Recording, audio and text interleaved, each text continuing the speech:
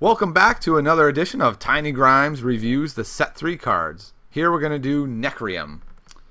First up, we have Nefrax. I really don't know what to make of Nefrax. She's very interesting.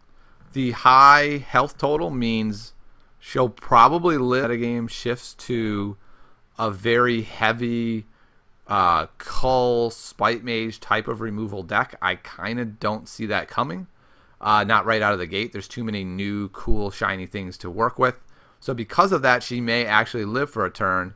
Even if she lives for one turn, you could do some really cool things with her. If you're doing some deck where you're purposely populating it with seeds that you're triggering your Grimgaunt Devourer with maybe, and now you can blow one of them up to get a... You blow one up to bring her in, and the next couple turns you're putting down a 5/5 Spirit. She seems like she could make a really cool deck.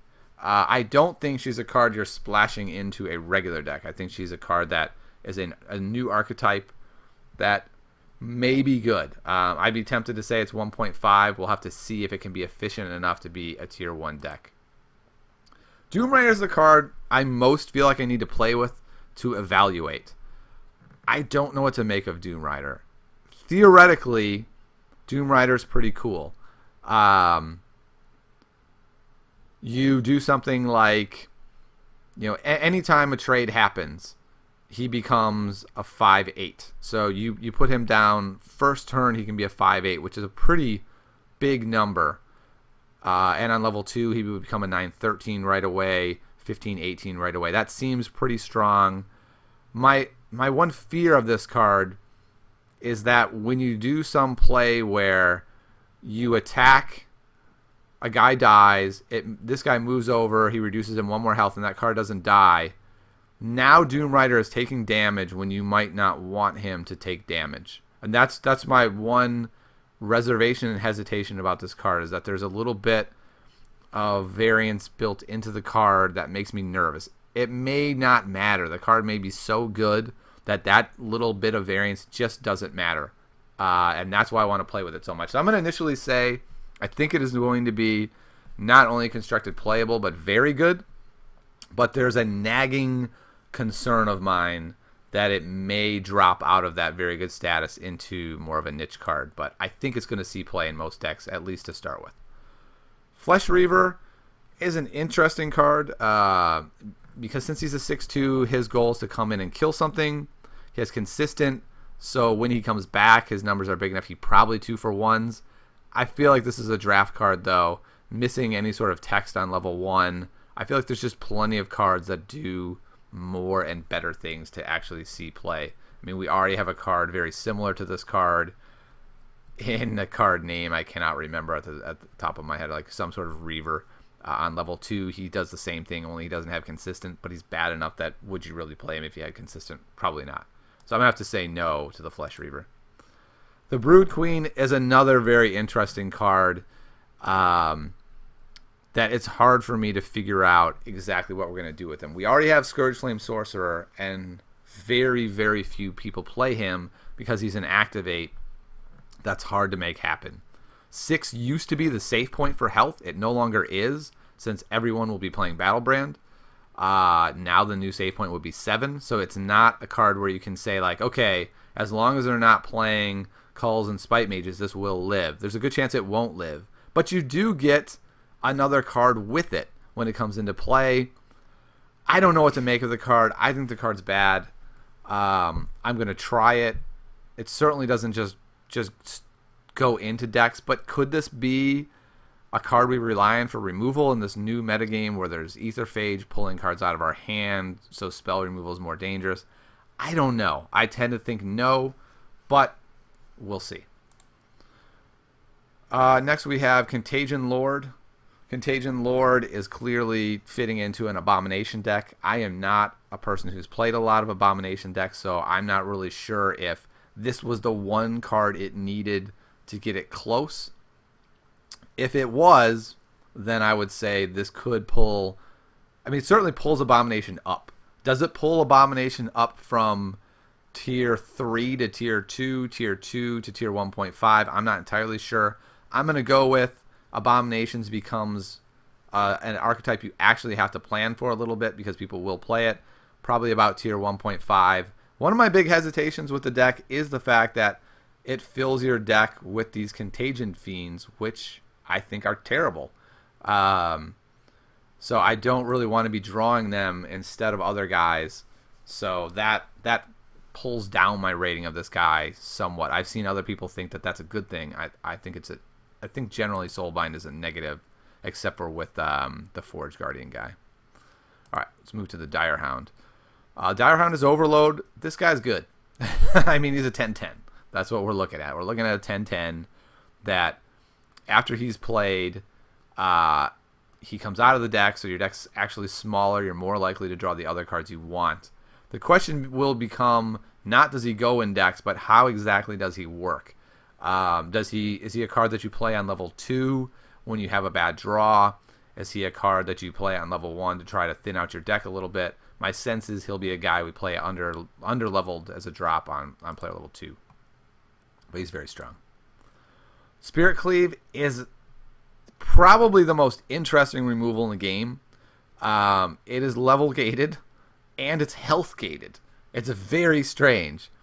So you just can't play it in decks where you're playing guys with big rears because your opponent, as soon as he sees you play one of these, just ignores like the 2/8 the whole game and just lets you never be able to kill one of his guys again. So I don't really know what to make of this card. I think it looks terrible, but it's interesting. Maybe there's some sort of archetype that comes out where it's creature light, and in a creature light deck, this could be really good. All right, moving on to Disionsiphon. This is allied with Utera, which is, it's a little bit limiting. We're basically looking at a UN deck. You're not going to want to play this without the allied portion because then it's just a grave ghast or whatever that card is called, only worse. So it's interesting because it combines basically grave ghast and enrage, but does them both slightly worse. So I don't know what to make of the card. I tend to think it won't be played in Constructed, but you never know. There could be a deck where this slots in. It definitely looks like it would be quite reasonable in draft, though. All right. Blight Witch. Blight Witch, I believe to be unplayable.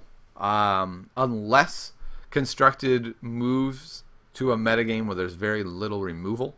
The 7 makes her safe from most of the removal targets that we're going to see. I think Cull is probably going to be a little bit less seen.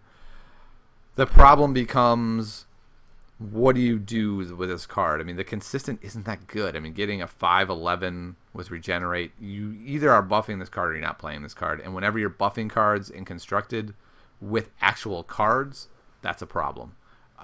Maybe you could play her with like a Loyan and play Battletech or something. Maybe that could work, but I don't see her working in Constructed play. Zombie Titan. Very interesting mechanic. We haven't seen this before, the side lane mechanic. So if you can put it in a side lane, it's a 6/6, a 10/10, and a 16/16, which is basically Oros without really text. I mean, Regenerate 1, 2, and 3 is kind of pointless. I think he's pretty bad. I don't think he'll see play. Moving on. Seal of Tarsus. I think this card is amazing. I think this will be potentially the main source of removal for Nekrium, depending on what the metagame looks like. You will probably be able to play the 2/2 at some point. When I say main source, I don't mean only source. I mean it's going to be a card that replaces something like Cull. You're probably still going to want to play Spite Mage if you're allied with Tempes. You'll probably still want to play like a Cersei or some other type of removal. But I think this could be the spell removal card that all Nekrium decks begin to run. I mean, 16/16 kills a Gargoyle 3. It's a very good card. It's quite strong. Ruthless Wanderers. Very interesting. It's going to couple with Restless Wanderers to make that archetype more viable. Is it viable? I don't think so.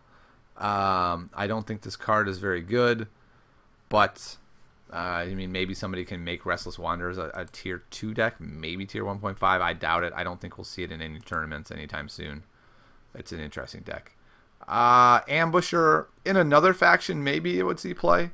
But Nekrium already has tons of great guys that fill this role better. Ebon Skull is better.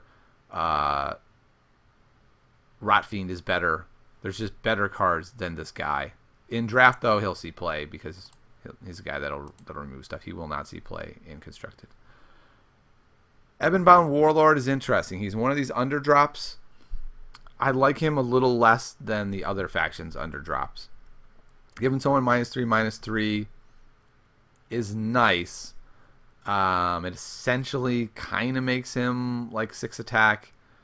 I don't know. I just like him less than the other ones. I kind of get the feeling he won't actually see much play in constructed because Nekrium doesn't really struggle with underlevel drops, and I just don't think giving someone -3/-3 is going to be enough as an underlevel drop.